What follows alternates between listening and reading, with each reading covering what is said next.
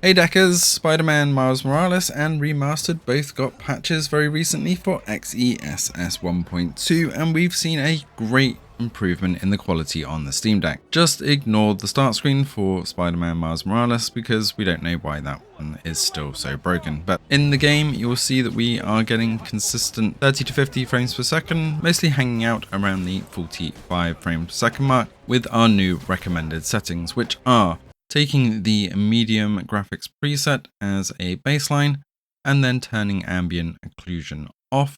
Then if we scroll down, we're going to turn that chromatic aberration off, motion blur off, and reduce the film grain strength down to 5.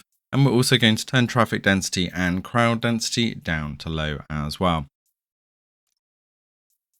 And then on the display tab, we want XESS as the upscaler and set 45 FPS as the dynamic limit.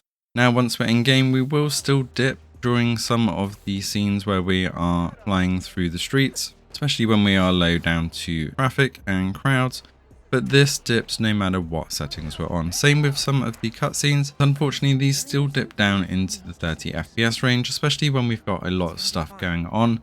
As you can see here as we walk in through the marketplace, with lots of effects towards this rally, it still bounces between 30 and 40 frames per second. But as we are slow moving, we can concentrate more on the graphics than the frame rate. Overall, it's no longer jerky, and with the XESS 1.2 dynamic at 45, it barely is noticeable when that dynamic resolution kicks in, and keep that frames per second a bit higher. So although during some of the hefty battle scenes it does still dip down into the 30 range, it is a lot smoother than it was before.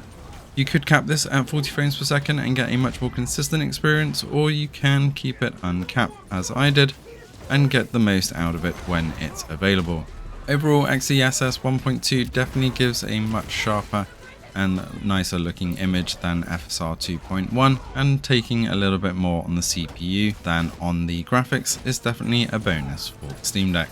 Let us know in the comments below if you have had a play around with this and what your settings have been. Thanks for watching, and we'll see you in the next one.